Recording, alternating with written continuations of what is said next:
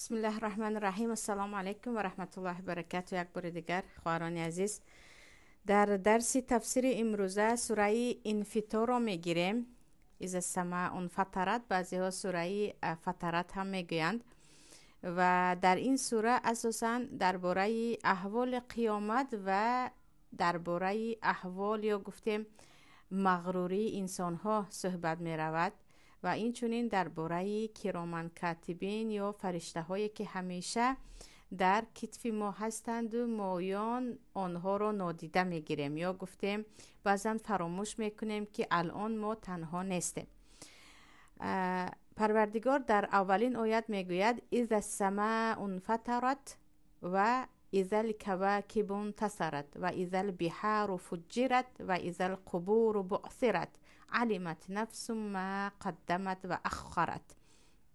پروردگار میگوید روز قیامت وقتی می شود آن زمان آسمان کشاده می شود. یعنی آسمانی که امروز وقتی ما به بالا نگاه میکنیم یک بامی کاملا محکم است و هیچ دروازه بازی ندارد، همین آسمان در روز قیامت چی می شود؟ کشاده می شود یا گشوده می شود.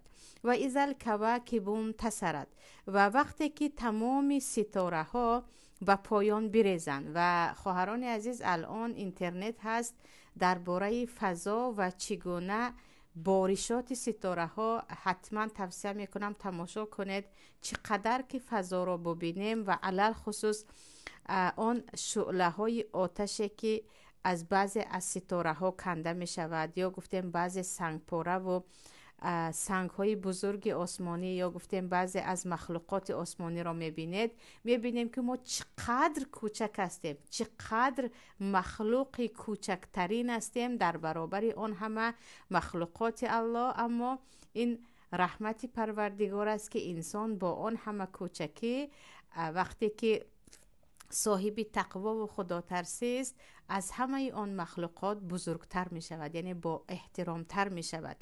و الله می گوید و اذا الکواکب انتثرت، یعنی و وقتی که ستاره هایی که الان شما می بینید همه بریزن، یعنی از آسمان افتاده شود.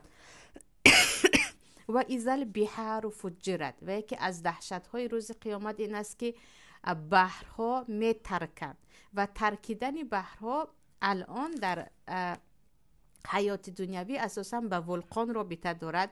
وقتی زمین لرزه می شود یا گفتیم ولقان از زیر زمین می براید، ترکیده می براید و ترکیدن بحرها رو هم شما الان مشاهده کرده می توانید. و وقتی بحرها چی شوند؟ ترکیده شوند یا که بحرها به هم آمیخته شوند و تمام آبهای زمین از شدت آن روز و از کفیدن و پاره شدن زمین یک جای شود. و اذا القبور بعثرت، و وقتی که قبرها خالی شوند یا گفتیم آنهایی که در قبر هستند بیرون برآیند. و یکی از مسئله هایی که بین ما و بین کافران عموما با هم دور یا گفتیم یک مسئله مؤمنان به آن اعتقاد داشته و کافر و کافر تباران تماما به آن اهمیت نداده، این است که همون جسمی که امروز به قبرها مانده می شود روز قیامت پروردگار خالق، پروردگار قادر آنها را از نو زنده می کند و همه چگونه که از جایگاه خواب خسته بیرون می برایند هنگام صبح از قبرها خسته به سوی میدان محشر روانه می شوند. و پروردگار با رحمتش عملهای ما که سزاوار جنت و سزاوار نجات نیست، اما رحمت الله وسعت کل شیء، رحمت الله از همه چیز وسیع‌تر است و بزرگتر است، مایان را از عذاب آن روز خودش نگه دارد. و الله در دوامش میگوید علمت نفس ما قدمت و اخرت، انا آن وقت پروردگار میبیند که انسان ها چی کار کردن. ای تو انسان، در همان روز وقتی که میدان محشر می شود و روز قیامت می شود، تو خواهی فهمی که چی کار کردی و چی کارها نکردی، چی کارهایی هست که باید می کردی. هر انسان کارهایی کرده اش و کارهایی نکرده اش، عملهای صالحی کرده اش و عملهای گناهی کرده اش رو آن روز می فهمد، آن روز خواهد دانست، ولی خیلی دیر می شود. برای همین حضرت عمر میگویند پیش از آن که شما حساب کتاب شوید خودتان را حساب کتاب کنید به قدر توان که چی کار کرده ایستادید، چی کار کرده ایستادید. انا آن روز چی می شود؟ هر یک انسان عملهای کرده خود و عملهای نکرده خود را می فهمد که دیگر در آن روز پشیمانی هیچ سودی ندارد. در دوامش الله برمیگردد به من و شما و میگوید یا ایها الانسان ما غرک بربک الکریم. ای انسان، چی چیز تو را مغرور ساخت از عبادت پروردگارت؟ یعنی اینجا با یک اسلوب تحقیر پروردگار به من و شما صحبت میکند، یا به انسان ها عامتا پروردگار میگوید که هی شما، یعنی چی چیز تو رو مغرور میکند؟ چرا با اون همه حقیری، با اون همه بیقدری که پروردگار اگر نخواهد تو یک نفس کشیده هم نمیتوانی، چرا اینقدر مغرور هستی؟ و در حدیث آمده است که در کتاب دیگر هم در تفسیر ابن کثیر هم آوردگی هستند، پیامبر صلی الله علیه و سلم همین آیت را میخوانند که ای انسان، چی چیز تو رو مغرور کرد؟ چی چیز تو رو از عبادت پروردگارت پیش راحت رو گرفت؟ چرا تو پروردگارت را عبادت نکردی؟ این رو میخوانند و در دوامش میگویند غراه و جهله، انسان را جهلش مغرور کرد، انسان را جهل و نادانیش. انسان چقدر که جاهل باشد خواهران عزیز، همون قدر خود را قوی می داند، همون قدر خود را توانا می داند، همون قدر با خود می بالد و می فخرد. چقدر انسان جاهل باشد همون قدر کبر و غرور او بالا هست. برعکس آنکه چقدر انسان صاحب علم باشد و خود را شناسد، پروردگارش را شناسد، او خاکی شدن میگیرد، او خاکسار شدن میگیرد. او میداند که در این زمین کی هست، چی هست، اصلا از دستش چی ها می آید. یعنی چقدر انسان‌های مغرور رو شما در اطرافتان دیدید. هر نفری که خیلی از خود میفخرد یا گفتیم خیلی مغرورانه زندگی میکند، یقین بدانید که جاهل بیش نیست. یک انسانی جاهل است، از روی جهل خود نه مکانت خود رو میداند که اصلا کی هست، چی هست، از دستش چی می آید، و نه مکانت پروردگارش را میداند. و صدق رسول کریم صلی الله علیه و سلم که میگویند غراه و جهله، انسان را مغرور میسازد جهلش، جهلی که درباره عاقبت خودت فکر کردن نمیتوانی، یا گفتیم فکر کردن نمیخواهی، درباره کی بودن خودت، چقدر بیچاره بودن خودت، چقدر از عهده نابرا بودن خودت، یعنی تو چقدر ضعیف هستی. انسان در برابر همه چیز در دنیا ضعیف است و با وجود این ضعیفی این همه گناه میکند، این همه به پروردگار خود اسیان میکند. و الله در اینجا چی میگوید؟ چی چیز آخر تو رو مغرور میکند؟ و در حدیث دیگر آمده است که پیامبر صلی الله علیه و سلم به آب دهان، تف میگویم، به آب دهان خود اشاره کرده، میگن انسان اصلا همین چیز ساخته شده است. یعنی شما اصلا از چی هست؟ تو از چه چیز هستی که اینقدر با خود میفخری، میبالی؟ و امروز جوانها رو میبینید، دخترکان 18 20 ساله، 22 ساله، جوان پسران یا جوان مردان، یک بالیدن، یک راه رفتن یا فخر کرده صحبت کردن، چقدر جاهل هستند واقعیت. آخر این همه جوانی ها بیماری دارد، پیری دارد، اصلا فردا به بیماری گرفتار میشوی به یک تصف عادی، یعنی به یک حرارت بدن من و شما تاب نداریم. پس چرا این همه تکبری؟ پس چرا این همه پادراز کردن از قانون ها و با خود فخریدن؟ الله میگه انسان چی چیز تو رو مغرور میکند؟ اصلا کی هستی که اینقدر مغروری با خود؟ الذی خلقک فسواک فعدلک. چرا تو غرق مغروریت هستی، غرق گناه هستی، از عبادت های پروردگارت دور هستی، در حالی که همان پروردگار خلقک، تو رو آفرید، فسواک، و از همون نطفه و از همون گوشت پاره و دیگر لختی خون تو رو ساخت، فعدلک، و خیلی خوشرو برجسته به پا نهان یا در شکم مادر به پارگی تو را آفرید. فی ای صورت ما شاء رکبک، در کدام شکلی که خواست تو را ساخت و تو را آرایش داد. همینجا اولا در آیت 7 الله به من و شما یادرس میکند که اصلا از چی ساخته شده ایم و بجز پروردگار کسی قدرت این گونه آفرینش رو ندارد.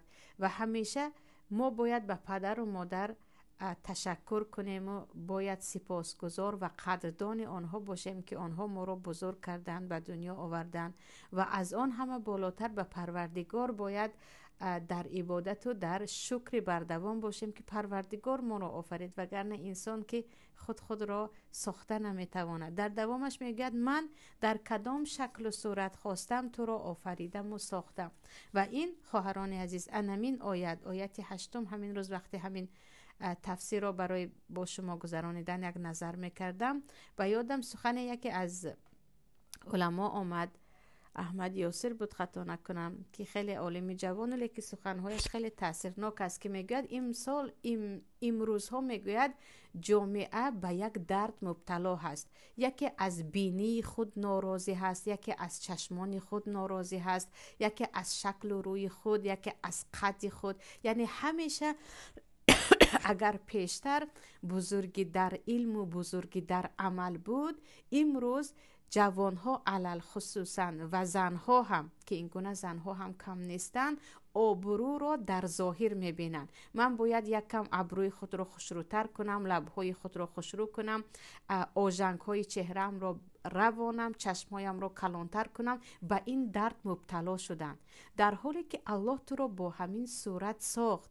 و عزیزان، یعنی خصوصا جوان دختران، یقین بدانید شما با شکل و صورت و زیبایی خود به قلب کسی جا نمی شوید، نه به قلب مرد یا شوهر خود، نه به قلب اطرافیان. انسان را عملش صاحب آبرو میکند، انسان را علمش، اخلاقش، سخنش، رفتارش، نه اینکه زیباییش. یعنی این بیماری در حقیقت یک بیماری عصر است که همون صورتی که پروردگار به تو داده است، همون نمود ظاهری که الله برای تو اختیار کرد و انتخاب کرد، تو از آن راضی نیستی و همیشه برای دیگر کردن آن کوشش میکنی و حتی عملهای طبیعی، مثلا با رفتن عمر به چهره ما آژنگ پیدا می شود. خیلی زنهایی هستند که بعد از 50 سالگی از پی نیست کردن آژنگ هستند. سبحان الله. یعنی یک خلقیت یا گفتیم طبیعت آفرینش الله را می خواهند دیگر کنند. برای چی؟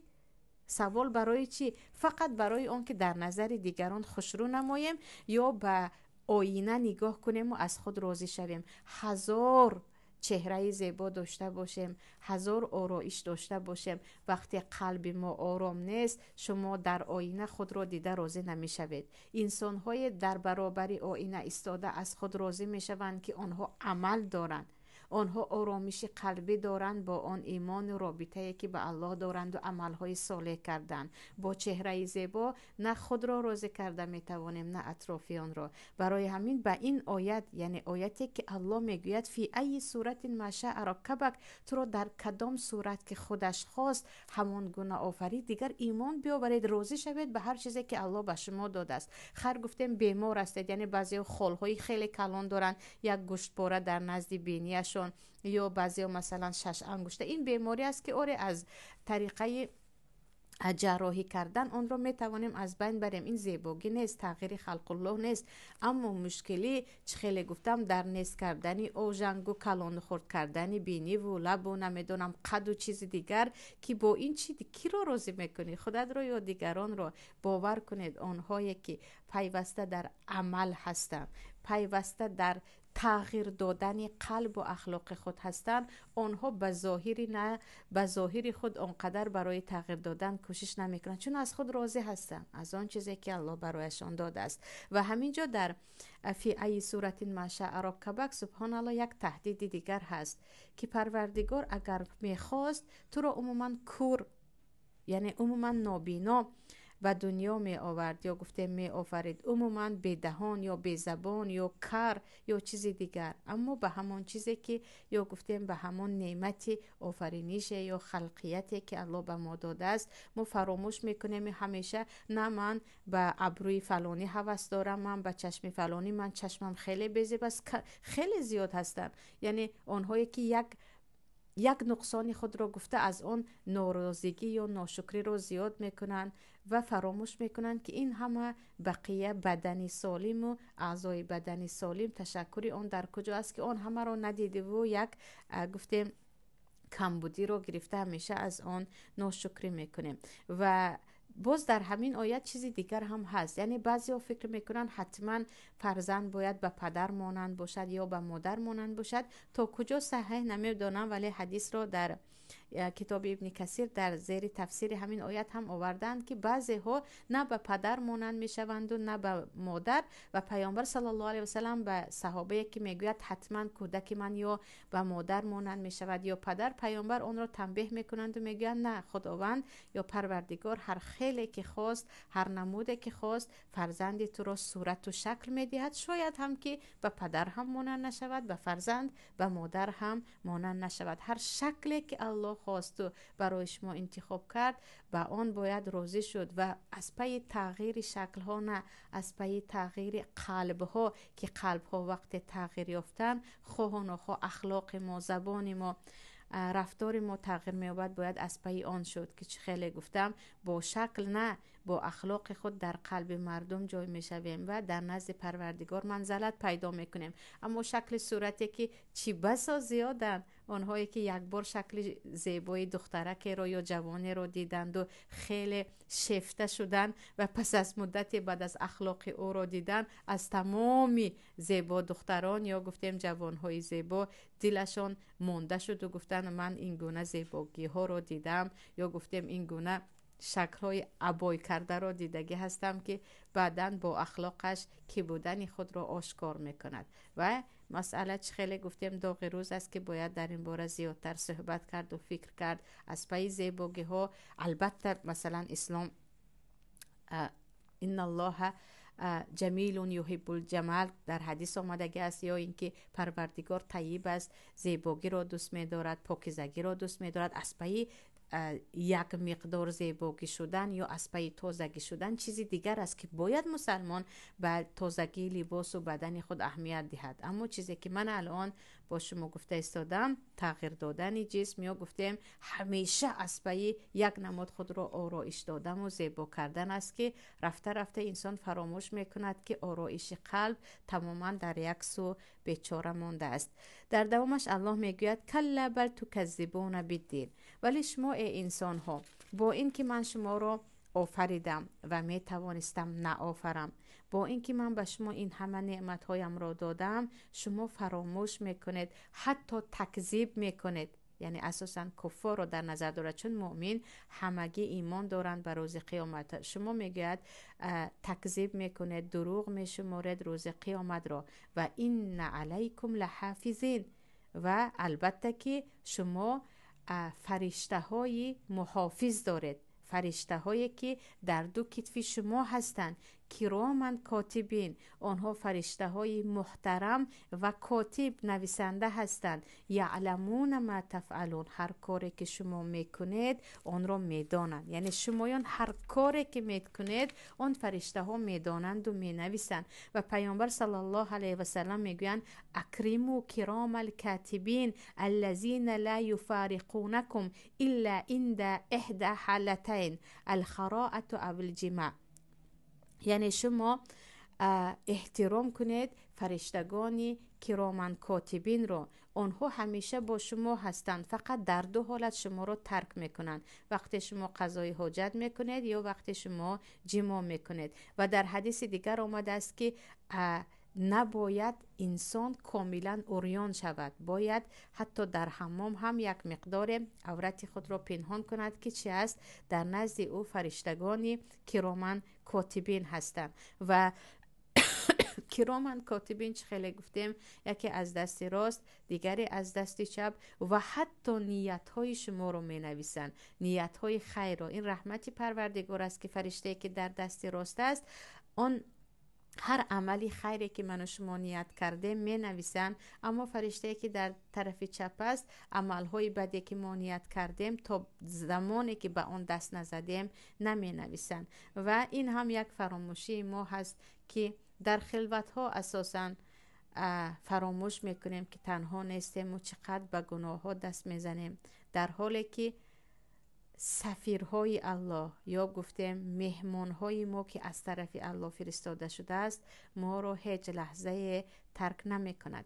در دوامش الله میگوید ان الابرار لفی نعیم، البته که نکوکاران در نعمتها یا غرق نعمتهای الله هستند.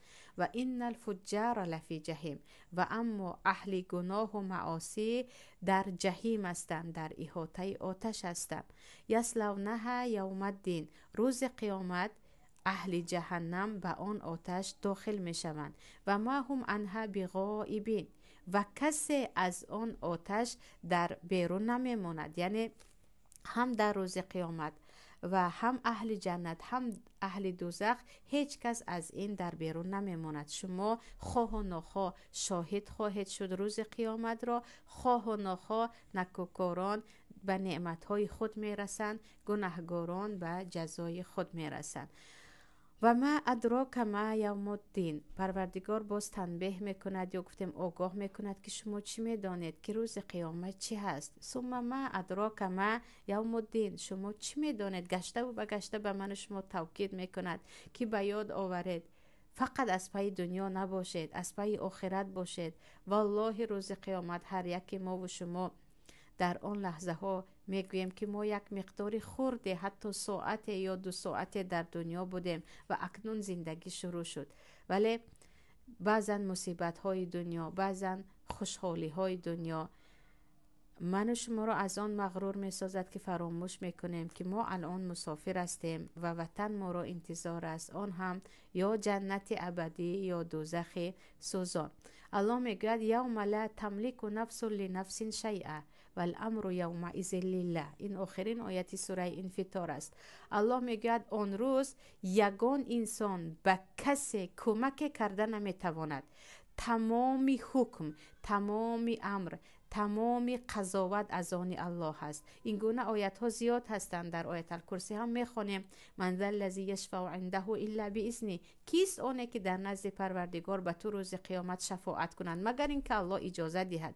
یا اینکه یومئذ لا تنفع الشفاعة الا من اذن له الرحمن، میگوید الله آن روز شفاعتی کسی، حتی شفاعت پیامبران به کسی فایده نمیدهد مگر اینکه الله اجازه دهد. پس این یک شاخه قوی عقیده یا ایمان صحیح هست که مسلمان نباید به امید کسی باشد در قیامت که او مبادا به او کمک میکند و از اهل جنت میشود، نه از پی پدر و مادری که اهل صلاح بودن یا فرزندانی که به بلاغت نرسیده از دنیا رفتن یا شهیدی که داریم یا حافظ قرآنی که داریم. نه، آن روز اگر اجازه ندهد کسی من و شما را شفاعت کرده نمیتواند و کسی به کسی کمکش نمیرسد. و وای که امروز چقدر کس ها هستند که میگویند گناهش بر سر من، تو کارت را کردن گیر، گناهش بر سر من و فلان کار دستن. نه، گناهش بر سر کسی در آن روز نمیشود و ثواب کسی را هم کسی نمیگیرد مگر اینکه الله اجازه دهد به آنهایی که مثل پیامبران و شهدا و علما و بعضی از کودکانی به بلاغت نرسیده، اگر الله اجازه دهد انا آنها شفاعت خواهند کرد. این بود خواهران عزیز تفسیر سوره انفطار. الحمدلله یک بار تمام کردیم. پروردگار انشاءالله نصیبمون کند. سوره تکویر درس آینده است.